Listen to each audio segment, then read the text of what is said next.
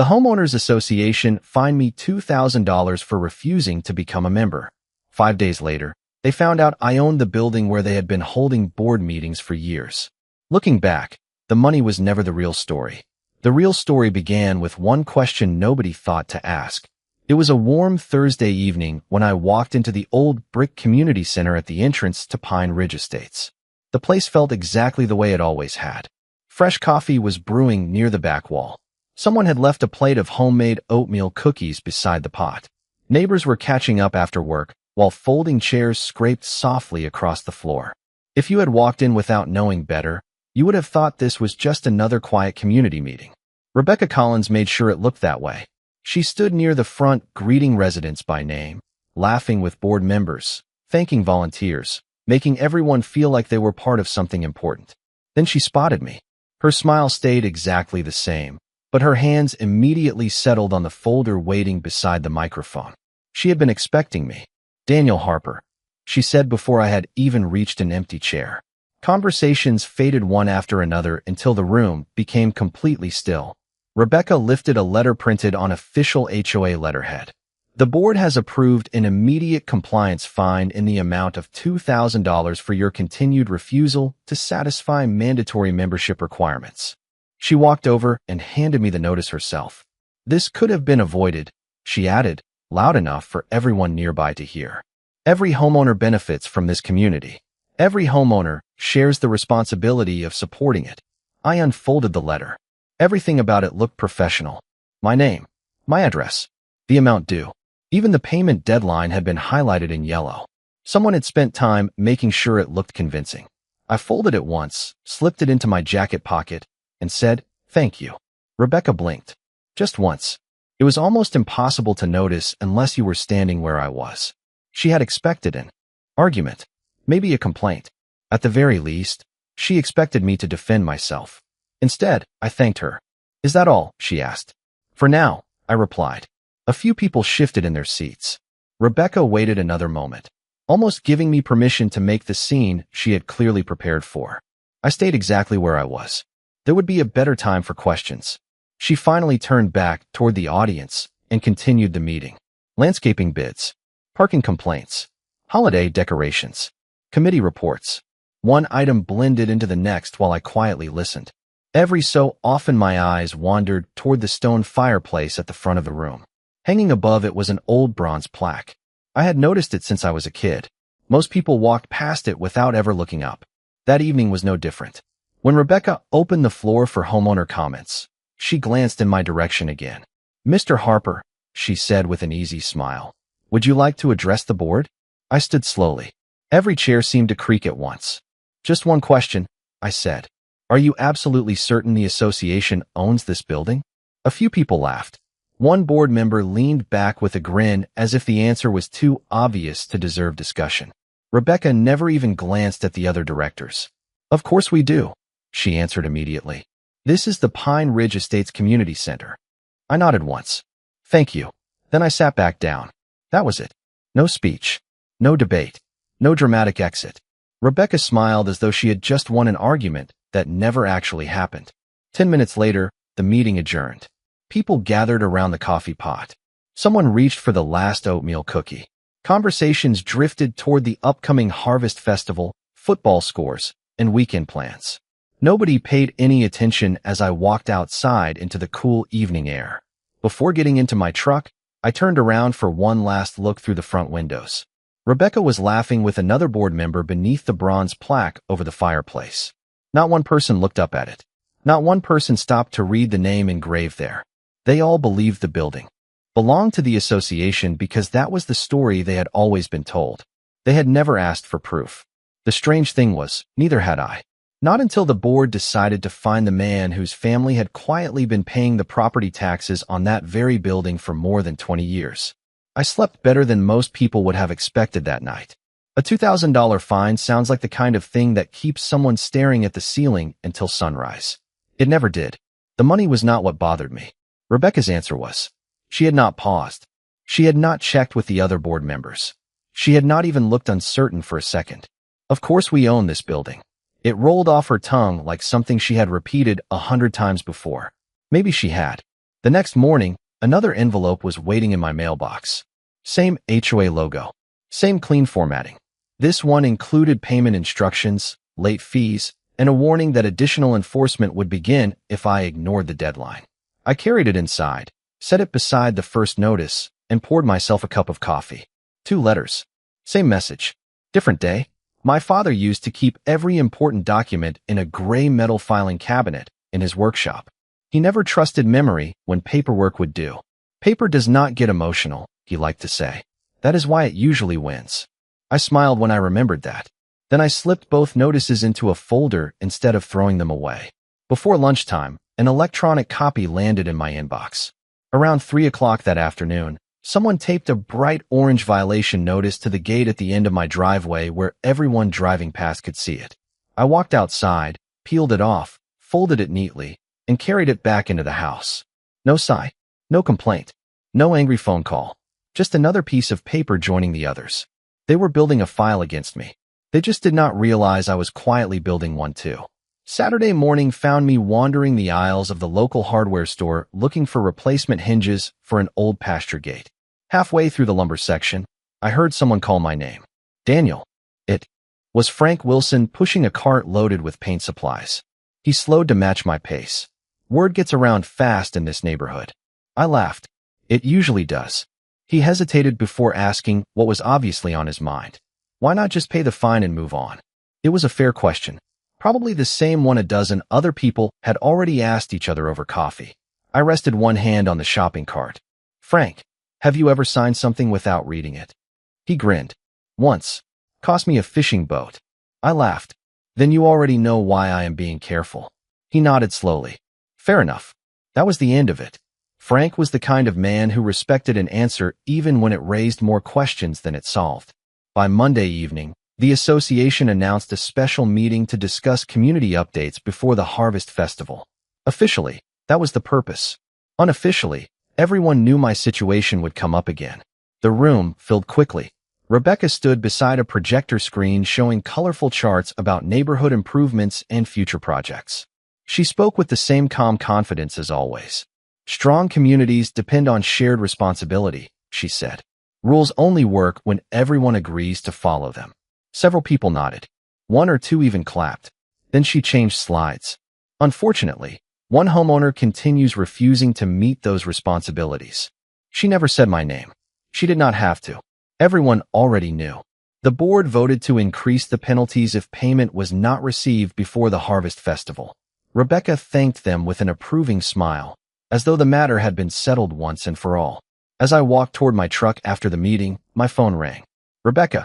Daniel, she said pleasantly. I wanted to give you one last opportunity to resolve this before the board moves forward. I appreciate the call, I replied. May I ask you something? Certainly. How long has the association believed it owned the community center? There was a tiny pause, barely noticeable, long before I became president. Has anyone ever verified that? Another pause, slightly longer this time. Then she laughed. Daniel, we hold every board meeting there. We maintain the building. We schedule every event there. Of course it belongs to the association. Thank you, I said. You have been very helpful. She waited. I could almost hear her expecting an argument that never came. Instead, I wished her a pleasant evening and ended the call. Driving home, I passed the community center just as volunteers were hanging banners for the Harvest Festival. Children chased each other across the lawn while vendors unloaded pumpkins, hay bales, and folding tables. Rebecca stood near the entrance with a clipboard tucked under one arm, smiling as she directed traffic. She looked completely at ease. Watching her from across the street, one thought crossed my mind. She was absolutely certain she was standing on HOA property. The only problem was, certainty and proof are not always the same thing. I did not drive to the county recorder's office because I thought Rebecca had lied. I drove there because I wanted to know whether anyone had ever taken the time to check. There is a difference. Early Tuesday morning, I climbed the ladder in my garage and pulled down an old cardboard storage box that had not been touched in years. Dust covered the lid, but everything inside was exactly the way my father had left it. He labeled every folder in neat block letters. Survey maps, building permits, tax receipts, utility easements, Near the bottom sat one worn file with faded blue ink across the front. Community Center. I carried it into the kitchen, brushed the dust away with my sleeve, and opened it on the table. The first document was a survey drawn decades before Pine Ridge Estates existed. Behind it came inspection reports, construction permits, handwritten invoices, and photographs taken while the building was still surrounded by open pasture instead of neatly landscaped streets. One photograph caught my attention. My father stood beside the unfinished stone fireplace, holding a coffee mug in one hand while talking to one of the bricklayers. Someone had snapped the picture before he noticed the camera. He was smiling, not because the building was finished. It was not even close.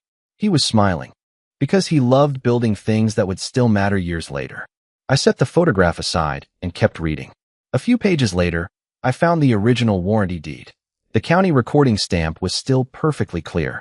I copied the parcel number onto a notepad, closed the folder, and headed into town.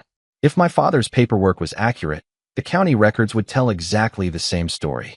The recorder's office looked almost exactly the way I remembered it. Same polished tile floor, same wooden counter. Even Martha Benson was still sitting behind it, her reading glasses balanced near the end of her nose. She looked up as I walked in and smiled. "Daniel Harper," she said. "It has been a while. Longer than I expected," I admitted. "I need to verify a parcel. Take all the time you need." She pointed toward the public research terminals before returning to the paperwork on her desk. I entered the parcel number instead of the street address. Street names change. Parcel numbers almost never do. Within seconds, decades of recorded history filled the screen. I started with the oldest filing and worked forward one document at a time. The survey matched the copy in my father's file. The legal description matched. The deed matched. Then I searched the surrounding subdivision. Roads had been transferred. Parks had been transferred. Walking trails, retention ponds, entrance monuments, and common areas all followed clear chains of title into the homeowners association. The community center did not. I searched again, convinced I had missed something. Same result. I searched a third time using a different reference. Nothing changed. The parcels simply never appeared in any transfer connected to Pine Ridge Estates. Martha wandered over carrying a stack of folders. "Find what you needed?" she asked. I stared at the screen for another second before answering. "I think I found what nobody ever thought to look for." She smiled. "Those usually end up being the interesting ones." I ordered certified copies of every recorded document connected to the parcel. While the printer worked, my phone rang. "Michael Turner. I spent the morning reviewing the files you sent me," he said. "What do you think?" I asked. "I think your father kept remarkable records," he replied. "But family records are only half the story. I want to compare everything against certified county documents before we reach any conclusions." I looked toward the growing stack of certified copies beside the clerk's desk and smiled to myself. "You are going to like what I am bringing." Michael laughed. "Good. Come straight over when you are finished." Driving back through Pine Ridge Estates, I passed the community center just as volunteers were setting up for the Harvest Festival. White tents covered the front lawn. Hay bales lined the walkway. Someone was hanging a banner across the entrance while children chased each other between stacks of pumpkins waiting to be arranged. Rebecca stood near the front doors talking with a florist, pointing toward the building with complete confidence, as though every brick belonged to the association. She never noticed my truck rolling past. Why would she? As far as she knew, the board had already won. She had no idea that less than a mile away, inside a quiet county office, a handful of forgotten records had just started telling a completely different story. Michael Turner already had every document spread across the conference table by the time I walked into his office. Certified county records sat beside the files from my father's storage box, lined up in neat stacks like two witnesses preparing to tell the same story. Michael looked up, nodded once, and went back to reading. That was one thing I had always respected about him. He never rushed toward an opinion. He let the paperwork corner him first. I poured myself a cup of coffee and took the chair across from him. For several minutes, the room was almost silent except for the sound of pages turning. Every now and then he underlined a sentence or circled a parcel number, but he never said a word. Finally, he took off his glasses and leaned back. "Tell me something," he said. "Why did your father keep this building when he sold almost everything else?" I looked down at the old photograph lying beside the deed. My father was standing in front of the unfinished fireplace with mortar dust on his boots, and a coffee mug in his hand. Because he never thought of it as real estate, I said. He thought of it as a promise. Long before Pine Ridge Estates existed, the community center was already bringing people together. Church dinners filled the hall every Sunday evening. Scout meetings took over Tuesday nights. Local ranchers held planning meetings there before harvest season. During one brutal winter storm, the volunteer fire department opened the building as a warming shelter after dozens of families lost electricity. Nobody ever asked who owned the place. If the lights were on, the doors stayed open. That was how my father believed a community ought to work. Years later, developers began buying farmland across the county. Survey flags replaced fence posts. Dirt roads slowly became paved streets. One developer eventually offered to buy nearly everything my father owned. He agreed, but only after crossing one parcel off the contract. The community center stayed. Everything around it could be sold. The building could not. According to my father, the developer barely questioned the change. Compared to hundreds of future home sites, one old brick building seemed insignificant. They rewrote the paperwork, shook hands, and closed the deal. My father never described that conversation as a victory. He always said he had simply protected the one thing that mattered most. Michael listened without interrupting. Then he opened another folder. Inside was the original operating agreement signed between my father and the first developer. He slid it across the table. Read the last page. I already knew the paragraph, but this time it felt different. The agreement allowed future residents of Pine Ridge Estates to use the community center for neighborhood activities, while clearly stating that ownership remained with Richard Harper unless a separate purchase agreement was executed at a later date. Michael tapped the bottom of the page with his pen. Do you know what I cannot find? The purchase agreement, I answered. He nodded. Exactly. He reached for the preliminary title report that had arrived earlier that morning. Every major transfer connected to Pine Ridge Estates appeared in perfect order. Developers changed. Builders changed. Roads, parks, retention ponds, walking trails, and common areas all moved into association ownership over time. The community center never did.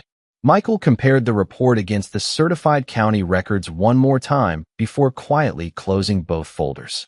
Daniel, he said, if the final title opinion confirms this, then there really is no ownership dispute. Then what is there? I asked. A small smile crossed his face. A misunderstanding that lasted a very long time. We spent another hour checking legal descriptions, parcel numbers, tax records, and survey maps.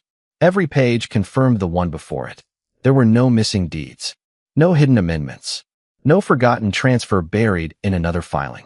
Just decades of people repeating the same assumption without ever checking whether it had been true. As I gathered the papers, Michael stopped me. Do not call Rebecca. She keeps sending notices, I said. I know. Should I answer any of them? He shook his head. Not yet. Why not? He closed the last binder with a quiet snap. Because the Harvest Festival is this weekend. I waited. The board is about to spend 2 days acting exactly like the owner of that building, he continued.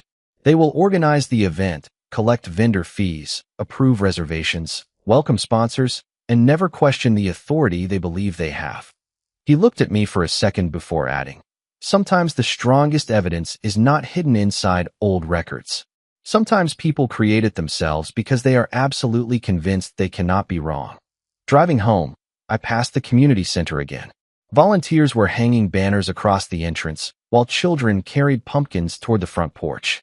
Rebecca stood near the registration table laughing with 2 local business owners, checking names off a clipboard as another vendor handed over an envelope. She looked completely relaxed, completely confident.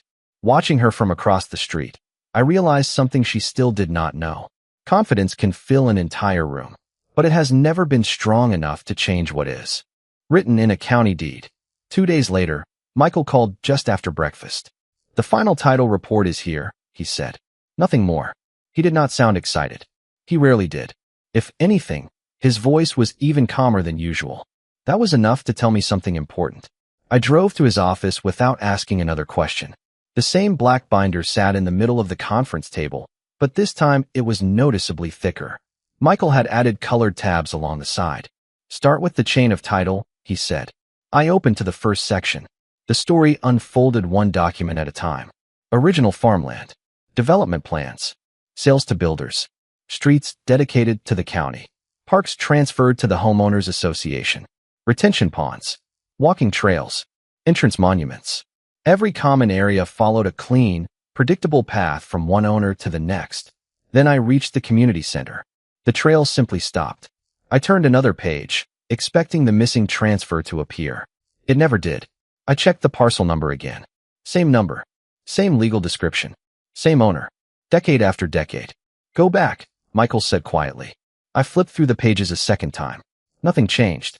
The community center never entered the association's chain of title because it had never left my family's ownership in the first place. Michael leaned forward and tapped the margin with his pen. This is why assumptions are dangerous. Everyone kept talking about the building. Nobody kept talking about the parcel. He opened the next section. County tax records. Every annual assessment had been mailed to my family's address. Every payment had been received. Every receipt matched the copies my father had saved in that old storage box. I shook my head and laughed softly. All these years, they believed they owned the building. Michael smiled. While you quietly paid the taxes. The room fell silent again. It was hard to argue with 40 years of paperwork. Then Michael reached into another folder and pulled out a document I had almost overlooked earlier that week. The original operating agreement between my father and the first developer. He slid it across the table. Read. The last paragraph again. I did. The language could not have been clearer. Residents of the future subdivision were granted permission to use the community center for neighborhood events. Ownership, however, remained with Richard Harper unless a separate purchase agreement was executed later. I looked up. Did anyone ever sign one? Michael slowly shook his head. The title company searched every recorded transaction connected to this development. There is no purchase agreement because none was ever created. That explained everything. My father had offered access. Somewhere along the way, access became assumption. Assumption became tradition. Tradition eventually became policy. By the time Rebecca joined the board, nobody remembered where the story had started. They only remembered the version everyone kept repeating. Michael opened one final section of the binder. This one did not come from the county. It came from the association itself. Old newsletters, event flyers, reservation forms, rental agreements. The community center had been advertised for birthday parties, retirement dinners, holiday banquets, business meetings, and wedding receptions. Every form listed rental fees, security deposits, cleaning charges. Every advertisement described it as an HOA facility. I slowly closed the folder. They really believed it. I think they did, Michael replied. That does not change ownership, but it explains how the mistake survived for so long. Before leaving, we stopped by the county assessor's office for one final confirmation. A property specialist reviewed the parcel history, compared the legal description against the title report, and printed a certified ownership summary. She glanced at the screen one last time before handing me the papers. Everything matches, she said. Ownership has remained unchanged. For simple words, ownership has remained unchanged. Outside, I slipped the certified summary into the binder just as my phone buzzed. Another message from Rebecca. The board had voted to increase my penalties because I still had not paid the original fine. The notice warned that additional enforcement could begin before the Harvest Festival if I continued refusing to comply. I handed the phone to Michael. He read it once, smiled faintly, and returned it. Still do not answer. Even now? I asked. He looked toward the entrance of Pine Ridge Estates where volunteers were already hanging festival banners in the distance. Especially now, he said. The board is about to spend an entire weekend acting like the owner of that building. Let them. Sometimes people create the strongest evidence against themselves simply by behaving exactly the way they always have. Harvest Festival weekend arrived with the kind of crisp October morning that makes people linger outside a little longer than they planned. By 8 o'clock, the entrance to Pine Ridge Estates was already full of activity. Pickup trucks rolled in one after another. Volunteers carried folding tables across the lawn while local vendors unloaded boxes of handmade crafts, fresh pies, and autumn decorations. The smell of cinnamon, coffee, and smoked barbecue drifted through the cool air. Standing there, you never would have guessed that anything was wrong. It looked like a neighborhood exactly the way my father always hoped it would. Rebecca Collins was impossible to miss. She seemed to be everywhere at once. One minute she was welcoming sponsors at the front gate. The next, she was helping volunteers arrange pumpkins around the stage. Then she was checking vendor lists with a clipboard tucked beneath one arm. Every few minutes, someone handed her another envelope. Booth fees, sponsorship checks, reservation payments. She thanked each person with the same practiced smile before dropping the envelope into a locked cash box sitting beside the registration table. Watching her, I could not help thinking how completely convinced she was that every decision passed through the board. Around mid-morning, Michael walked over carrying nothing more than a travel mug of coffee. He stood beside me for a while without saying anything. We watched children race toward the hay maze while a local bluegrass band tuned their instruments near the stage. Finally, he smiled. "Your father would have loved this." I nodded. "This is exactly what he wanted." "Then let people enjoy it," he said. "That is why we are here." We were not there to interrupt the festival. We were there to let it happen. Families had come to spend time together, not to witness a legal dispute. Sometimes the best thing you can do is simply stay out of the way and pay attention. An older couple I had known for years spotted me near the entrance. "Daniel," the husband called. "Come look at the history display inside." We stepped into the lobby where volunteers had arranged framed photographs along one wall. There were pictures from Christmas dinners, charity auctions, 4th of July picnics, and neighborhood cleanup days. Halfway down the display, one photograph stopped me cold. The community center stood alone in the middle of open fields. No subdivision, no entrance sign, no rows of houses stretching into the distance. Just the old brick building beneath a wide blue sky. The date beneath the frame was several years before the first home in Pine Ridge Estates had ever been built. "I always liked that one," the woman beside me said. "It shows how the neighborhood began." I smiled. "Not exactly." She looked at me, puzzled. "The neighborhood came later," I said quietly. "The gathering place came first."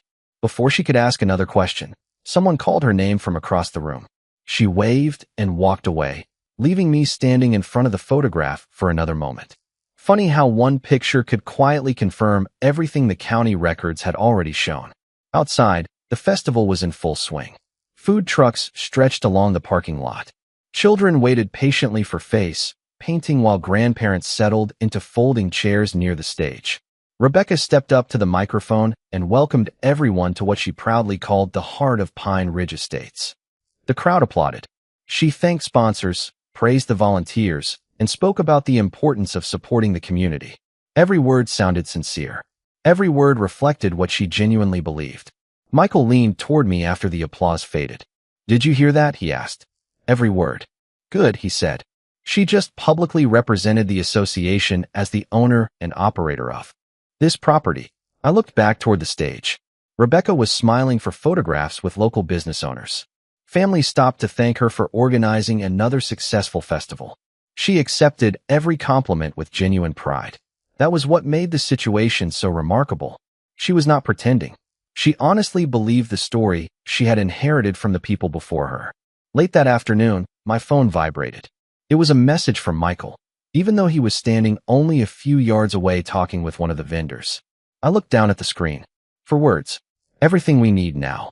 I slipped the phone back into my pocket and looked around one last time. A little girl walked past holding the last oatmeal cookie from the refreshment table while her parents laughed behind her. The same kind of homemade cookies had been sitting beside the coffee pot on the night this whole story began. For the first time, it felt as though the circle was quietly beginning to close. Rebecca was still greeting visitors near the entrance, completely unaware that the next board meeting would not be remembered for another vote or another fine. It would be remembered as the night a few forgotten county records finally spoke louder than years of unquestioned certainty. Monday morning felt strangely ordinary. School buses rolled through Pine Ridge Estates right on schedule. Lawn crews trimmed hedges along the entrance road. A few neighbors walked their dogs past the community center, coffee cups in hand, smiling and waving as if the weekend had ended exactly the way every other harvest festival had. They had no reason to think otherwise. From where they stood, it had been another successful community event. I met Michael just after 9. The black binder was already waiting on the conference table. He rested one hand on the cover for a moment before opening it to the final page. "Read this," he said. The title company's conclusion filled barely half a page. No recorded conveyance transferring ownership of the community center parcel from Richard Harper, or his successors had ever been found. That was it. No dramatic language. No legal gymnastics. Just one simple fact, supported by every certified record we had gathered. I closed the binder. So there is nothing left to prove. Michael nodded. Exactly. From this point forward, the documents speak for themselves. Before lunch, we stopped by the county courthouse to complete one final filing. The clerk compared parcel numbers, checked the certifications, stamped each page, and slid the receipt across the counter. She smiled politely, wished us a nice day, and called for the next person in line. It struck me how ordinary the moment felt. The biggest turning point in this entire story happened without raised voices, flashing cameras, or anyone making a speech. Just ink, paper, and a county seal. Outside, Michael tucked the receipt into his briefcase. Most people think property disputes end in court, he said as we walked toward the parking lot. Most of them end right here. Someone finally reads what should have been read years ago. I laughed. Dad would have liked that sentence. I suspect he lived by it. My phone rang before we reached the truck.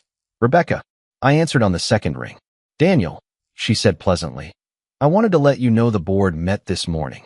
I hope everything went well. It did.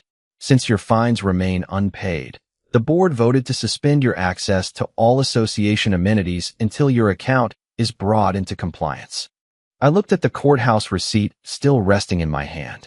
Funny how official words lose their weight once you know where the facts actually live. Thank you for letting me know, I said. May I ask one question? Of course. Before taking that vote, did anyone review the chain of title for the community center? Silence. Not long. Just long enough to notice. No, she answered. We did not think that was necessary. I understand, I said. Have a good afternoon, Rebecca.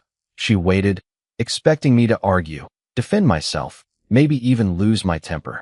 Instead, all she heard was the click as the call ended. Michael looked over at me. She still believes this is about unpaid dues. She does. Good. He smiled. Then Thursday is going to surprise everyone, including her. That evening, the agenda for the next board meeting appeared in every resident's inbox. Budget review, holiday decorations, committee appointments. Near the bottom was the item everyone expected. Compliance enforcement update. My name still was not printed anywhere, but it did not need to be. Neighbors had already started talking. At the grocery store, at the gas station, outside church on Sunday morning. Most of the conversations ended the same way. I wonder what the board is going to do next. Nobody was asking the other question yet. I drove past the community center on my way home. The festival banners had already been taken down. Folding tables were gone. The lawn looked exactly the way it had before the weekend began. Through the front windows, I could see the familiar stone fireplace standing quietly beneath the bronze plaque. It had watched generations of meetings come and go without saying a word. Maybe that was fitting. Buildings do not argue. They simply stand where the deeds say they belong. Before turning into my driveway, I caught myself thinking about the last oatmeal cookie sitting beside the coffee pot at Thursday's meeting, then the little girl carrying one away during the harvest festival. Strange what the mind chooses to remember. Maybe because those small moments mattered more than the arguments ever did. Dad used to say that people forget speeches, but they remember how a place made them feel. By this time tomorrow evening, Pine Ridge Estates would finally discover that the community center had never belonged to the board. It had always belonged to the same family that quietly kept the lights on, paid the taxes, and never once asked for credit. The only thing about to change was that everyone else was finally going to learn the same truth the county had known all along. Thursday night's meeting drew the largest crowd I had ever seen inside the community center. People arrived early just to find a seat. By the time I walked through the front doors, every chair was filled and neighbors were already lining the back wall with paper coffee cups in their hands. Someone had brought another tray of homemade oatmeal cookies. I noticed it immediately. The same kind had been sitting beside the coffee pot on the night this whole story began. Funny the details your mind hangs on to. Conversation stopped for a moment when I entered, then quietly started again. Nobody smiled. Nobody frowned. They were simply waiting to see what would happen next. Rebecca Collins stood behind the podium with the confidence I had come to expect. She thanked everyone for attending, congratulated the volunteers who had organized another successful harvest festival, and joked that next year they might need twice as many parking spaces. The room laughed politely. For a few minutes it sounded like every other board meeting. Budgets were approved. Committee reports came and went. Holiday decorations were discussed. Then Rebecca closed one folder, opened another, and looked directly at me. Our final item tonight concerns an ongoing compliance matter, she said. Despite repeated notices and multiple opportunities to resolve the issue, one homeowner continues refusing mandatory association membership. She never needed to say my name. Every person in the room already knew who she meant. Rebecca explained that the unpaid balance had increased, reminded everyone that the board had a duty to enforce its governing documents, and recommended authorizing legal counsel to pursue the next step. Her voice never wavered. She believed every word she was saying. When she finished, she looked toward me with the same practiced smile she had worn the first night. "Mr. Harper," she said, "before the board votes, would you like to respond?" I stood. I left my folder on the chair. My hands were empty. "Only one question," I said. "How many people in this room believe the Homeowners Association owns this building?" Almost every hand went up. Some people raised theirs without thinking. Others glanced around first, then followed the crowd. I nodded slowly. "Thank you." Rebecca smiled. "I believe that answers your question." "Not quite," I said. "It tells me what people believe. It does not tell me what the county recorded." The room became noticeably quieter. Michael stood, picked up the black binder, and walked toward the front without saying a word. He placed it on the board table and opened it too. The first tab. "Everything in this binder is a certified public record," he said calmly. "The original deed, survey maps, tax records, the operating agreement, the completed title opinion. Nothing here came from Mr. Harper. Every document came from the county or an independent title company." Rebecca's smile faded just enough for me to notice. One board member reached for the binder. Another adjusted his glasses before reading the first page. Nobody rushed. Nobody argued. They simply kept turning pages. The silence grew heavier with every document. Finally, one director looked up. "Rebecca," he said carefully, "have we ever reviewed these records?" She looked down at the binder, then slowly shook her head. "No." "Did the management company ever provide them?" Another pause. "Not that I know of." Michael waited until everyone had finished reading before speaking again. "The title company reviewed every recorded transfer connected to Pine Ridge Estates. Roads were transferred. Parks were transferred. Walking trails were transferred. Retention ponds were transferred. The community center parcel never was. There is no recorded deed conveying this property to the Homeowners Association. Ownership remained with Richard Harper and later passed to Daniel Harper through his estate." No one interrupted him. There was nothing to interrupt. A retired history teacher quietly walked to the stone fireplace. He looked up at the bronze plaque hanging above it, the same plaque people had ignored for years. This time he read every word aloud. "Dedicated to the community through the vision and generosity of Richard Harper." He looked back at the room and gave a small, embarrassed smile. "I have attended meetings here for nearly 15 years, he admitted. "I never stopped to read this." A woman sitting near the back slowly raised her hand. "If Daniel owns the building," she asked, "who has been collecting the rental fees for birthday parties, holiday dinners, and community events?" The question seemed to settle over the room all by itself. Nobody answered. Rebecca looked toward the other directors.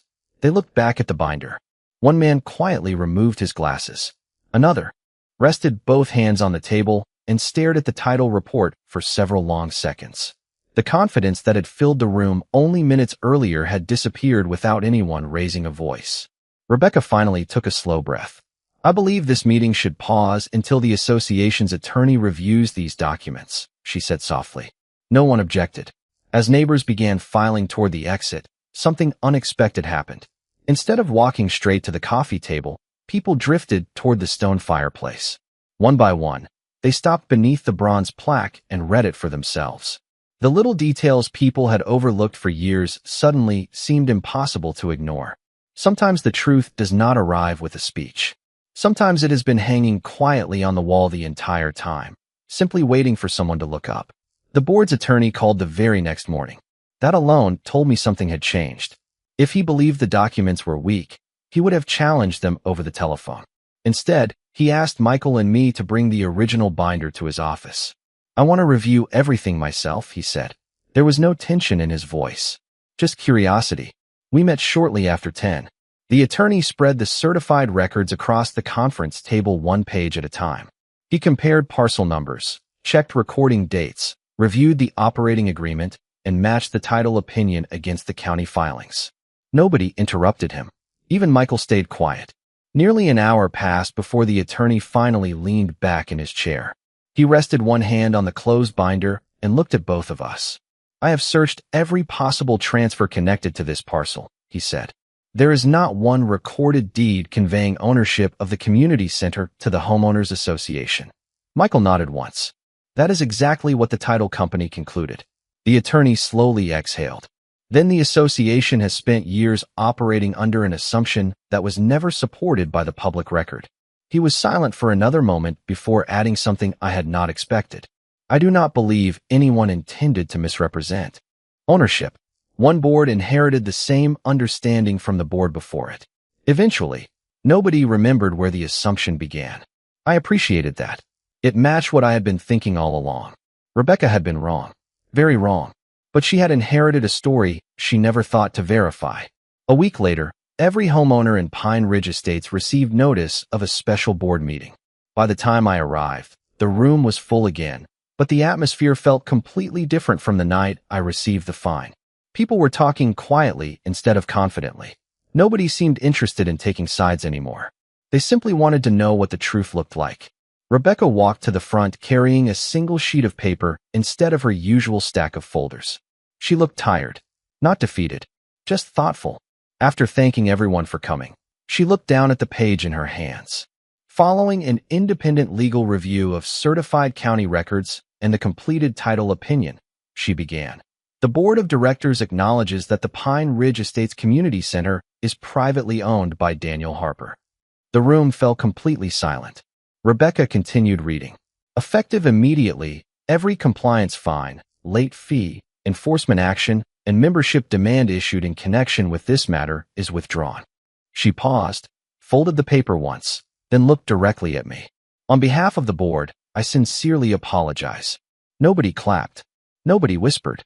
It was one of those rare moments when a room full of people understands that the simplest words carry the most weight. I stood. "Thank you," I said. "Apology accepted." That was all. There was nothing else to prove. Nothing left to win. The records had already done that. After the meeting, neighbors lingered instead of rushing toward the parking lot. Frank Wilson walked over holding a paper cup of coffee. He smiled before saying anything. "You know what I noticed?" "What is that?" I asked. He pointed toward the stone fireplace. Several people were standing beneath the bronze plaque, reading every word before quietly moving on. One young father lifted his daughter so she could see it better. She slowly traced the engraved letters with one finger while asking who Richard Harper had been. Her father smiled and said, "Someone who wanted this place to be here long before the neighborhood was." I looked away for a second because that answer was better than anything I could have said myself. Over the following month, Michael worked with the association's attorney to prepare a long-term use agreement.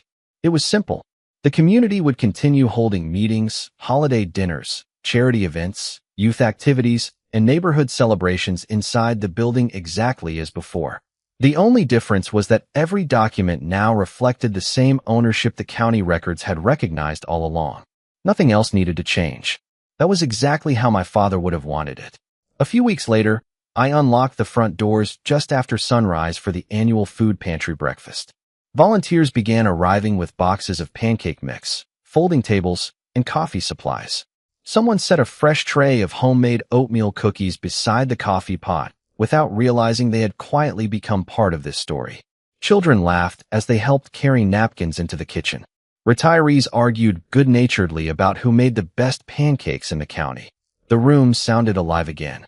Before joining them, I stopped in front of the stone fireplace one last time.